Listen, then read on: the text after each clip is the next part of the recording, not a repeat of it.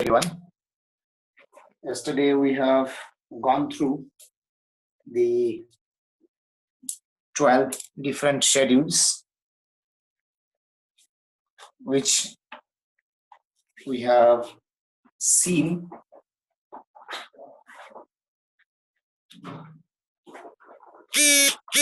in order to understand the different elements of the Constitution of India. Fine. So basically, now you know that there are 12 different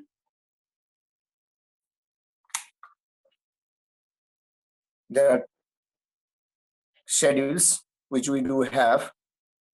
So in that particular case, we have also seen that what exactly each of these is. So quickly just go through these things. So very first schedule is related to the names of states and union territories along with their jurisdiction. Then next we have considered that is second. Anyway, it will get clear. I'm just trying to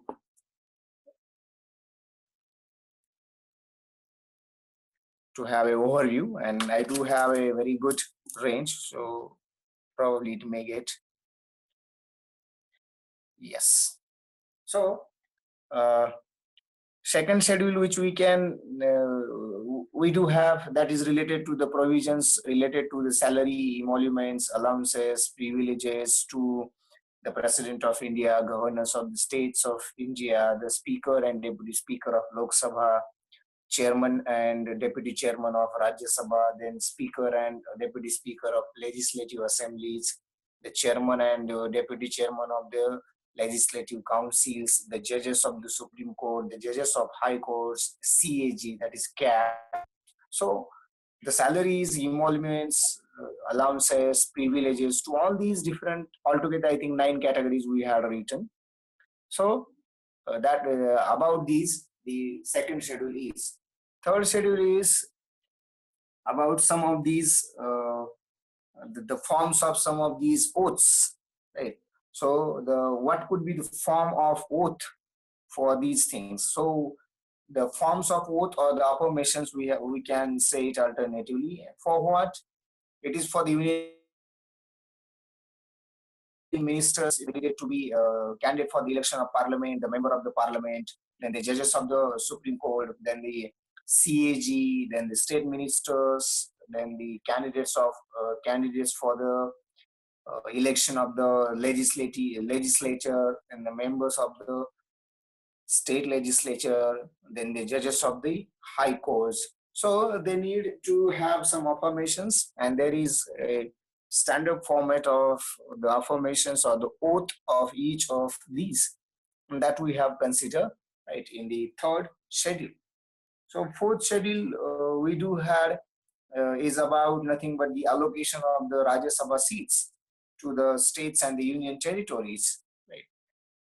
Then fifth schedule, as you know, it is about the administration and the control of the scheduled areas and the scheduled tribes. And some part of this is in the sixth schedule, but not exactly as like the fifth schedule. So in sixth schedule, there are some of the provisions which are related to the administration and control of the tribal areas in the states of Assam, Meghalaya, Tripura, and Mizoram. Right, so all these states, altogether, you must always keep in mind these 4 different states. Then next schedule, I think that is 7th schedule, which we have considered. So the division of powers between the states and the unions, right, about which the 7th schedule is. And these powers are divided into 3 different things, or 3 different lists. So list 1 is about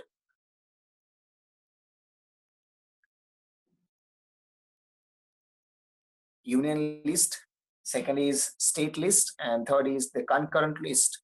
And you know, in these lists there are different subjects which we do have. So again, there are 2 categories. Originally how many subjects were there, and currently now how many subjects are there. So as far as union list is concerned, currently 100 subjects are there, but originally there were only 97 subjects.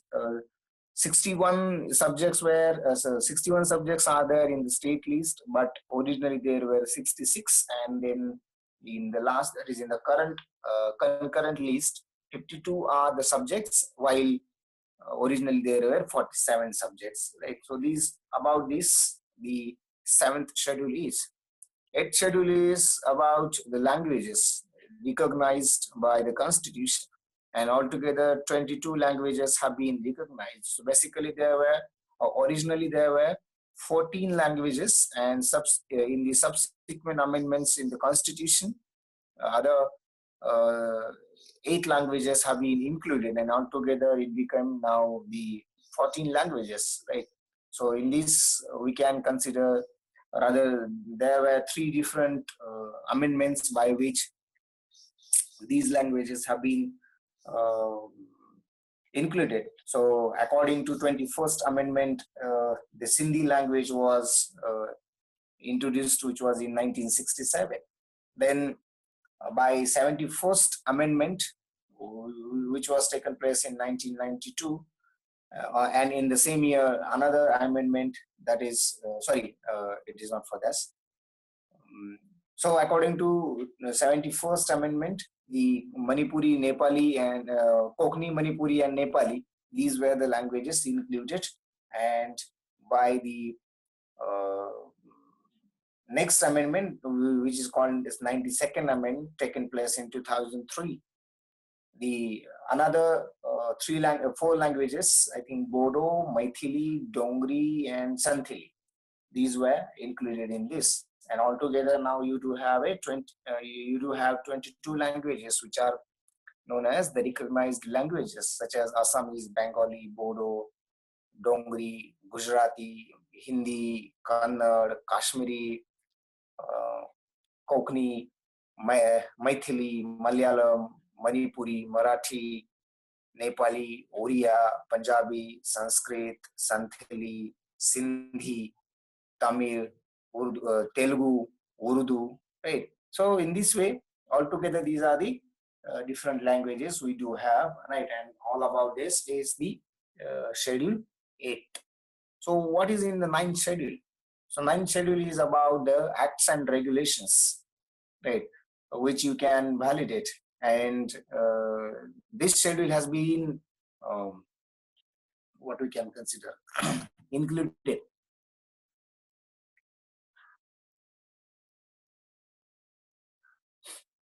by the first amendment that was taken in the year 1951. And according to that amendment, this schedule has been included, which is related to the validation of the acts and regulations, right? So whatever may be the acts and regulations included in this schedule up to 24th April 1973, they are valid to review by the jurisdiction, and whatever may be the next rules and regulations, this was decided in 2007, right? Supreme Court has decided in 2007 that some of the rules and regulations which were included in this schedule, in the 9th schedule, after 24th April 1973, are not valid to review, right? So they abolished it, but whatever the acts and regulations included in this schedule till that particular date are valid to review by the jurisdiction, and accordingly the improvisation can be done, right? So this is about the 9th schedule. 10th schedule, it's very important, which was again included by 52nd amendment, which was in the 1985.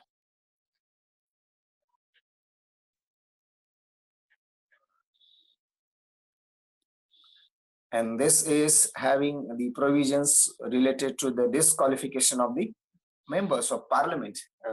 If they could do anything opposing, anything in favor of the opposing of our country, right? And this is also called as the Anti-Defection Law, right? So the word is defection, right? That is in favor of the opposing one, right? So actual meaning of the defection is. Then the 11th schedule, which is about the powers of Panchayat Raj, right, or the panchayats, and that was again included by the 73rd Amendment, which was happening 1992. In the same year, the next amendment has happened, and which is called 74th Amendment. And according to that, the 12th schedule is also included, and which is nothing but about the powers, authorities, and the responsibilities of municipalities. So two different schedules for two different things, that is about the Panchayat Raj and about the municipalities. Right. So in this way, altogether, we do have now 12 different uh, schedules, right? So these are the things which we can consider about the schedules. I again say you that as far as your what I can consider nature of the questions, right? Nature of the questions. Amendment is a simple thing. त्याला आपण सुधारणा म्हणूया, right? Omission and inclusion, both the things are involved in the amendment, right? For example, I will tell you, there was a what I can say. There was a, in fact, it is not a rule, right? Written rule, but there was a perception. I got the word perception that in India, at any cost, the reservation should not be greater than the 50%. And already it was 52%, 51 point something, that is around 52%. And that is perception that it should not be greater than 50%, right? But still some of the states are having different proportion. So Tamil Nadu was having around 79%.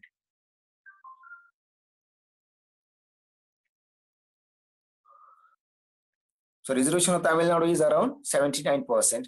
And then every time those who are asking for a reservation, they were giving the reference of Tamil Nadu, but they have the exceptional case.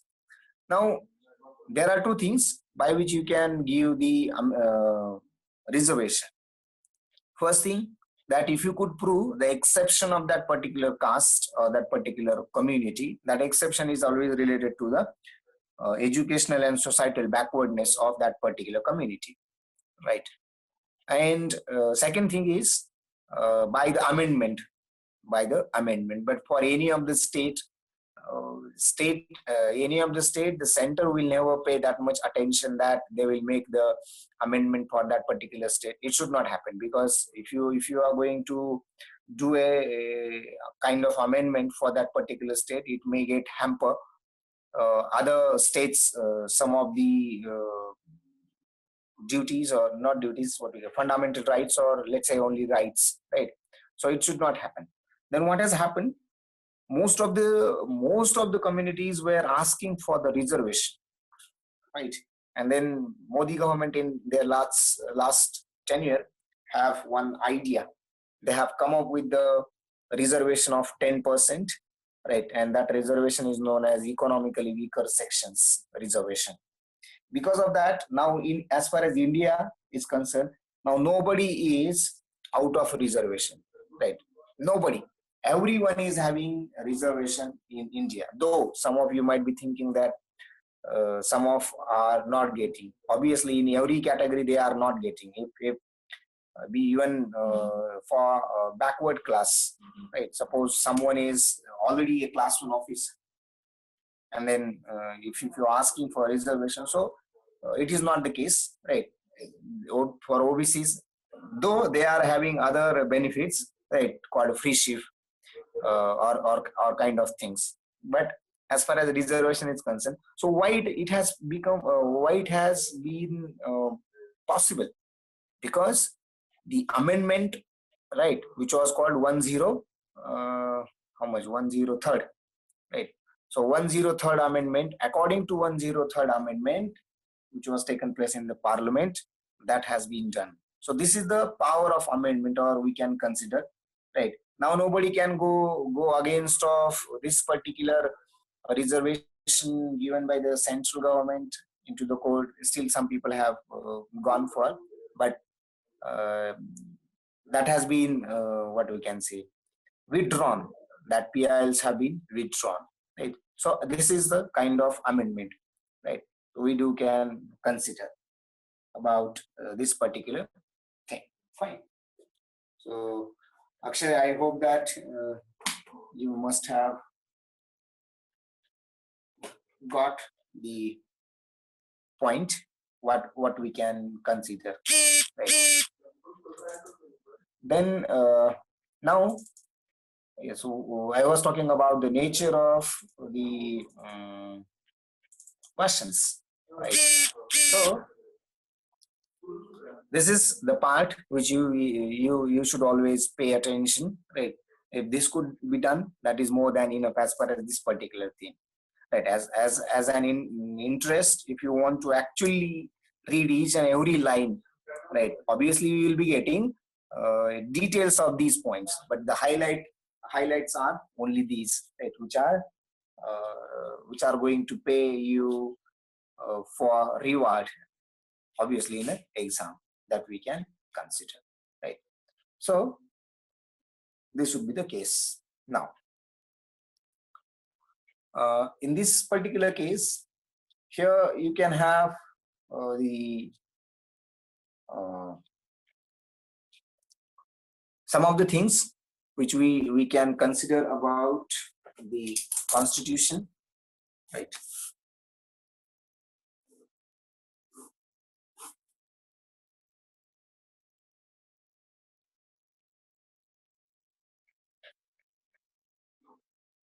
So there are some of the things, some of the points which we have to always consider.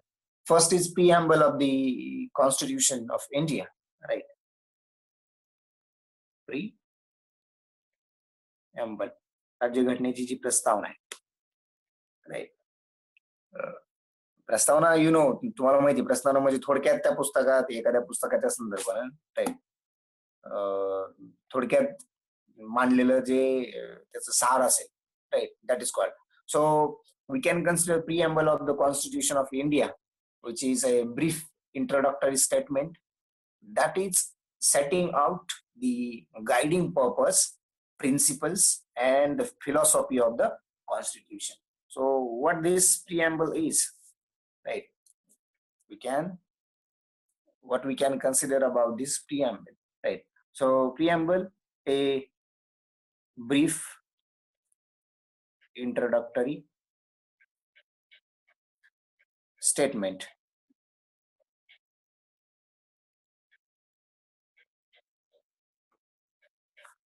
right? Which sets out what this statement is doing. The statement is setting out the guiding purpose. Yes, it is guiding us. Purpose, it is having principles as well as the philosophy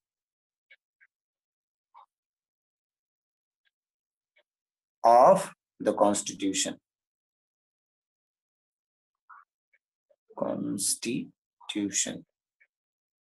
Right. So guiding purpose, there are certain principles and the philosophy, right? So preamble is telling you about it. Preamble itself is a introductory statement which is always guiding you, right, along with some of the principles and philosophy of the Constitution. So what exactly giving you the preamble is, right? So why we should look into, or why we should bother about the preamble, right? What is the purpose of this? So it gives you, preamble gives an idea about some of the points, right? So about which points it is giving you an idea. So it gives an idea about the source of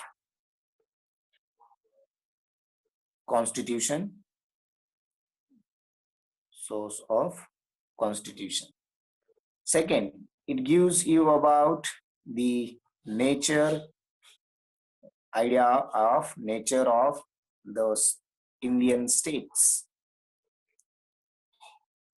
right? Nature of Indian states,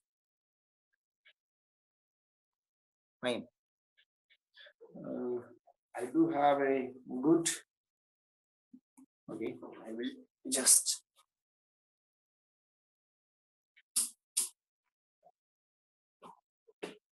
it might be because of the movement of the page.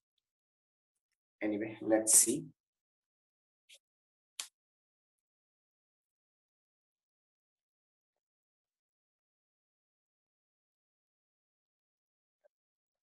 Okay, so the nature of the Indian states. Yes, thank you, Mandar. So nature of the Indian states which we can consider. Second is about the objectives. It is giving an idea about the objectives, right? And the statements, right? So statements of the objectives. What could be the objectives, right? And obviously, one more point is included in the preamble, that is the date of Constitution's adoption. So when did it adopted, right? So these are the 4 different points which are included in the preamble, right? And that preamble is always guiding you along with some principles and philosophy. So it is the case. Fine. Now, in this particular case, what you can consider, right? Or you have to actually see the preamble, right? So here you do have the preamble which we can consider, right? So I think every one of you must be must be knowing this particular part, right? It is important, and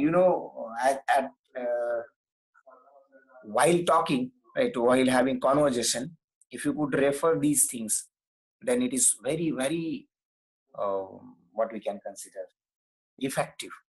As far as written questions, right, are concerned, so the questions can be asked about the objectives. What are the objectives? For example, justice is there, liberty is there, equality is there, and fraternity is there. So these are the 4 different objectives, right? Which then what justice about what, right? Just by writing justice is not the case, right? So justice in the social, economic, and political, right? So in every aspect.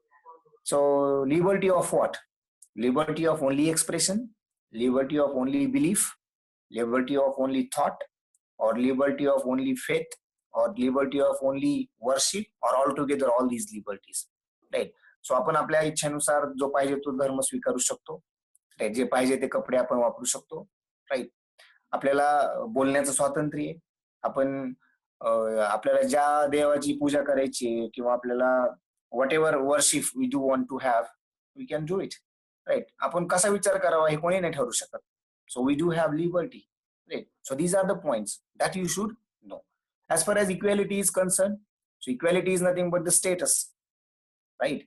But if you consider, then there must be equal opportunity for everyone, right? And therefore equality of status and of opportunity, right? So there is always a rule called the equality of the opportunity by nature, right? For example, suppose you are being called for interview, rather you suppose in the same condition, right? If in this particular pandemic you were asked to give the interview, right, for, let's say, for your SSB interview. Now it is not possible, right, online.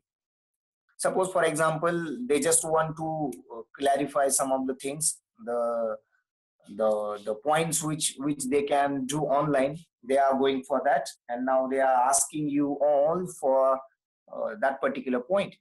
So they will be always thinking that whether every one of you is having very good connectivity or not, right? If someone says that I'm from so and so place, and geographically you already know it is, and then also we do not have any kind of facility, and we might get suffer by the connectivity.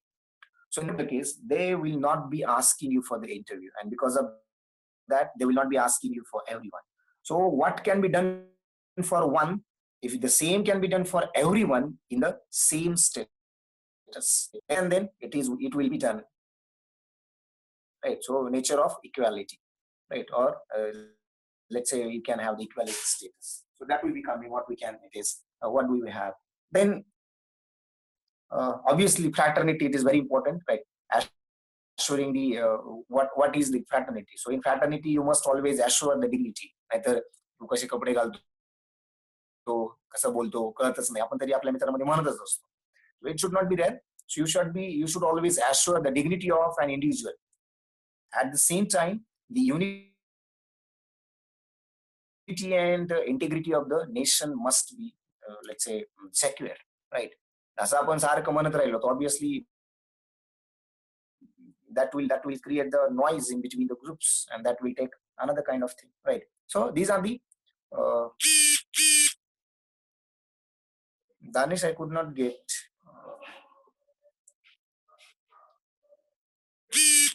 Is this?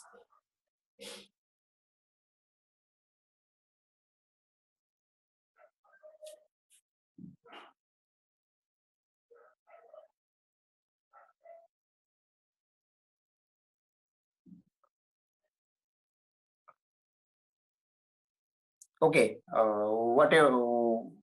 What I'm talking about it, you just said, right? Probably, I hope. Right? So in this particular case, what we can consider, right? So in this thing, right?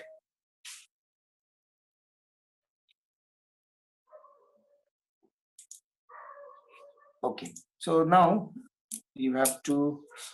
So this is about the preamble, right? Now you will be actually seeing it, what exactly it is, right?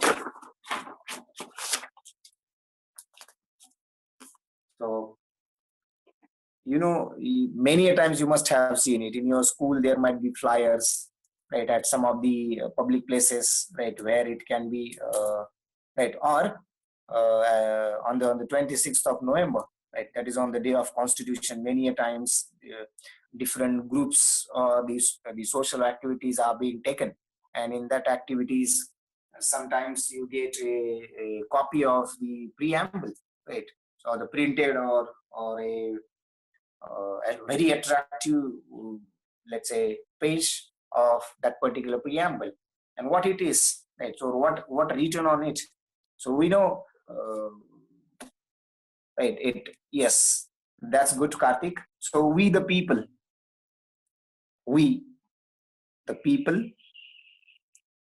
of India, the people of India, right? Having what exactly it is, now we are seeing, having solemnly, right? What is meaning of this one? That you should again understand. Okay. So it is nothing but a formal and dignified manner, right? So we, the people of India, having a dignified manner or a deep sincerity about what, right? So having solemnly resolved. Shall I write here? I will write here sincerely. Not only sincerely, I will be writing it deeply, sincerely. Right. Many a times we call it as, right, but its actual name, which we can find it out on the record, is Preamble. Akshay, I guess Akshay has asked. Right. So we the people of India having solemnly resolved to constitute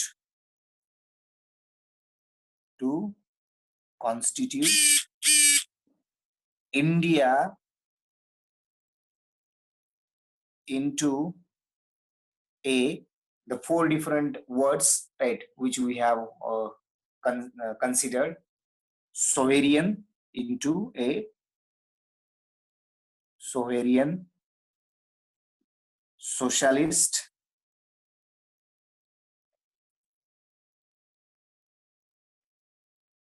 secular, democratic, republic.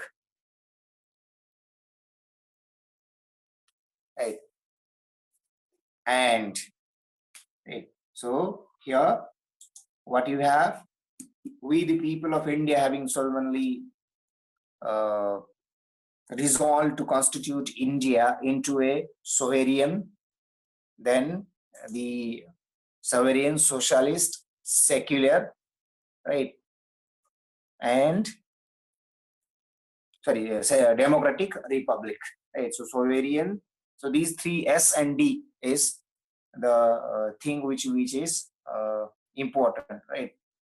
So you know these things. Then we do have the next one, republic, and to secure to what to secure all its citizens, right, with the objectives justice. These are the points you have to always keep in mind: social, economic,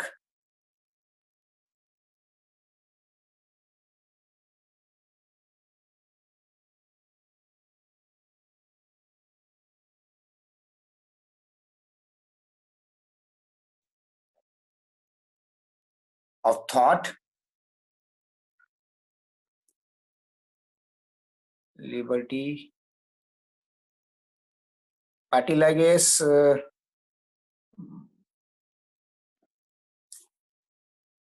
I have a good clarity of audio. Why don't you check whether you have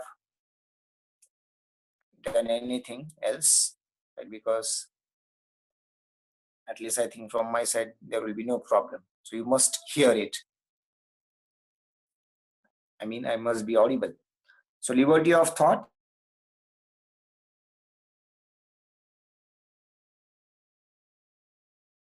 belief, faith, and worship. Right. Liberty of thought, expression, belief, faith, and worship. Equality of status and opportunity. Equality of status and opportunity, and to promote among them all. At this point, I just want to share one thing. Those who are finding it difficult to digest some of the English statements, right? So for them, this statement looks like a half of the statement. Say अपूर्ण आहे असं वाटतं आपल्याला, बरोबर? So in fact, it is not, right. The case is not. So equality of status and opportunity, and also to promote, right, among them all. So the equality of status and opportunity, right, you are having the objective, or you are having this particular thing, and again you are having or you can promote it among all. Rather, you have to promote it all. Right? मी केलं तू नाही केलं, तू केलं मी नाही केलं तर चालतं. No, this is not a case. Right? So this would be the thing. And the last here, the objective we can consider fraternity. Now, what this fraternity is? Fraternity assuring the dignity of an individual, the individual of the individual and the unity and integrity of the nation. Right. So what do we have considered here? We have to consider the source of constitution, the nature of Indian states, objectives, and the date of adoption. So first the things, right, which are nothing but the source of constitution, nature of the Indian state, right, that is the sovereign, socialist, secular, democratic republic, the nature of Indian state, right. The source of constitution, solemnly resolved to constitute India, right, we the people, आम्ही भारताचे लोक, right. So this is the source, right. Then these were the objectives. Now the last one is the date of the adoption.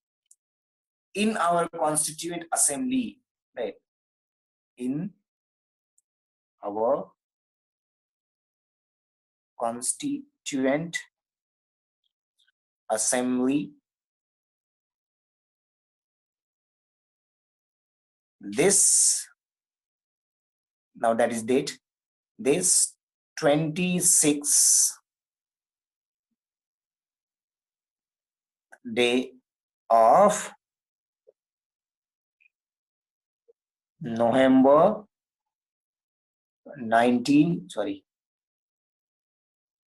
49,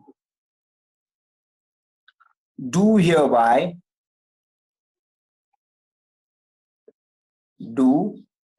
hereby adopt, enact, and give to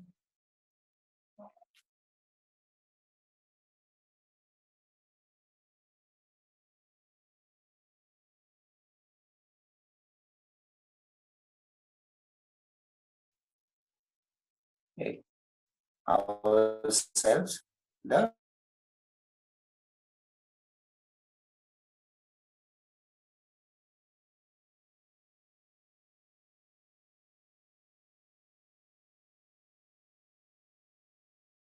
right, or what you can understand in this particular case, right. For example, if someone is not getting this particular thing, right, so altogether